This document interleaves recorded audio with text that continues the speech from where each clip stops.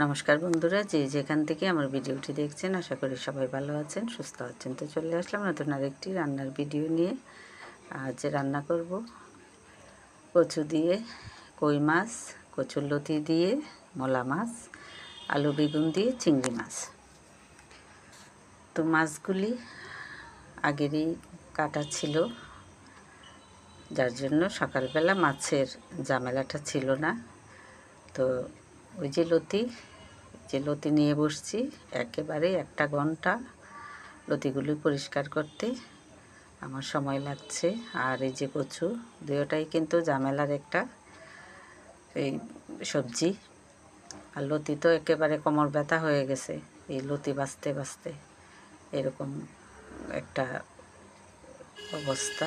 একা হাতে এই সবজিগুলো কেটে তারপরে রান্না বান্না করা, আর নিচে বসে তো কোটা বাছা করা, এটা তো আমার জন্য আরও কষ্টকর।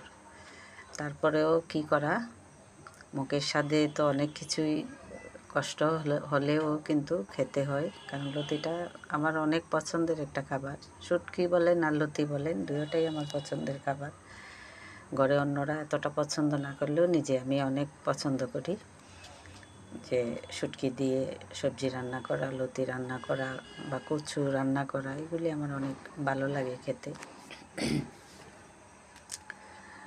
তো কচু বলেন আর লতা বলেন, দুটোই কিন্তু অ্যালার্জির একটা বড় ওষুধ। জেনে শুনে আমরা এটা খাই, কারণ সবচেয়ে লোভনীয় খাবার লতি, কচুরলতি। তারপরেও তো মুখের স্বাদে খেতে হয়। তো এক সময় লতি মানুষ চিংড়ি মাছ দিয়ে রাঁধতো, চাপা শুটকি দিয়ে রাঁধতো। এখন আমরা যারা রান্না করি দেখি যে আমি নিজেও করি যে বিভিন্ন মাছ দিয়ে লতি রান্না করি। এই বিশেষ করে ইলিশ মাছের ওই যে মাথার অংশের কাটা দিয়ে কিন্তু ওই লতি খেতে অনেক ভালো লাগে, গুলশা মাছ দিয়ে ভালো লাগে। তো আজ আমি ওই মলা মাছ দিয়ে রান্না করব, দেখি এটা খেতে কেমন। তো দুপুরে খাওয়ার পরে মোটামুটি সবাই ভালোই বলেছে যে ভালোই হয়েছে। তো রান্নার একটা মানুষ যখন রান্না করে, যে মানুষটা রান্না করে সবাইকে খাওয়ায়, আর খাওয়ার পরে যদি বলে সেটা খেয়ে তৃপ্তি পেয়েছি, এটা হলো রাঁধুনির সার্থকতা আমি মনে করি। তো রান্নাতে আমি এমনিতেও অনেকটা সময় দিই, সব সময়ই আমার রান্না করতে ভালো লাগে, এটা আমার সারা জীবনের অভ্যাস। যে রান্না করতে যেমন ভালো লাগে, আমি সময়টাও দিই অন্যরকমভাবে। যে রান্নার সময় আমি এই যে কেউ যদি ঘরে আসে, আমি কিন্তু সময়ও দিতে পারি না, আমি পরিষ্কার বলেও দিই এটা। আর অনেকেই জানে আমার আশেপাশে যে বৌদির রান্নার সময় গেলে বৌদি কথা বলবে না, কারণ আমি রান্না করতে গিয়ে কাউকে নিয়ে বসে কথা বলা, এটা আমার পক্ষে কিছুতেই সম্ভব না। তো অনেকে আছে না যে রান্নার সময় দেখা যায় যে একজন একটা প্রয়োজনে আসলো, তখন করি কি যে অনেক সময় বলি যে রান্নাঘরের কাছে চেয়ার নিয়ে বসেন, কথা বলেন, কিন্তু এখান থেকে যাব না। কারণ আমি তো রান্নাঘরে যখন ঢুকি, আমার সব সময় পিছনে একটা তাগিদ থাকে যে কখন আমি মানে বেলা 2টার মধ্যে আমি রান্না করে টেবিলে রাখতে হবে খাবারগুলি, পরে আমি রান্নাঘরের পরিষ্কারের কাজে লাগি। কিন্তু সব সময় মাথায় থাকে যে ওরা স্নান সেরে এসে পড়বে আর বসে থাকবে, কেউ আমার রান্নার জন্য বসে থাকুক, এটা আমার ভালো লাগে না। আমার হলো যে রান্নাটা শেষ করে আমি টেবিলে রেখে দেব, পরে আমি আমার কাজ আমার মতো করে রান্নাঘর পরিষ্কার করব।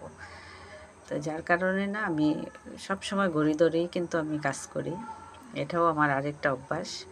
আমি সকালে যে এই জলখাবার করি যে এইভাবেই, যে আমি এতটার সময় ঢুকবো, এতটার সময় বের হব, তারপরে দুপুরে রান্নার জন্য আমি এই প্রস্তুতি নিব এই এতটা থেকে এতটা পর্যন্ত, এরকম একটা ঘড়ির টাইম ধরে আমি সকালের জলখাবার, দুপুরের রান্না, এগুলি সব সময়ই আমি করে আসছি এই পর্যন্তই। এখনও এই অভ্যাসটা আমার আছে। এখনও আমি এভাবেই করি।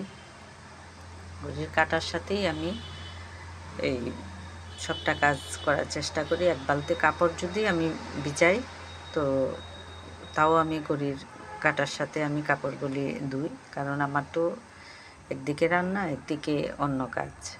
তো এভাবেই করি যে ডাল বসিয়ে তারপরে কাপড়গুলি বাথরুমে নিয়ে যাই, যে আমার ডালটাও সিদ্ধ হবে, আমার কাপড়গুলি এই সময়ের মধ্যে কাঁচা হয়ে যাবে, এরকমভাবে কাজ করি সব সময়ই।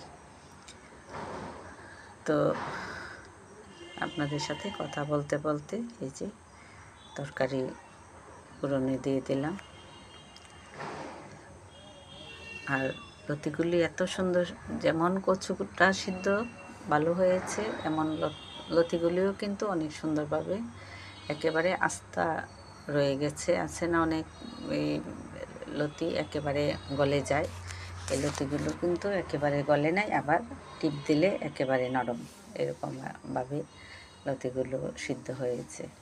আর এইভাবেই ওই যে মাছ দিয়ে যেহেতু রান্না করবো, এই জন্য একটু ওই কম সিদ্ধ করেছি, একটু ভাপ দিয়েছি দিয়ে গরম জল দিয়ে, কিন্তু খুব সাবধানে যেন একেবারে গলে না যায়, এরকমভাবে। তো খেতে অনেক ভালো লাগছে দুপুরবেলা লতিটা।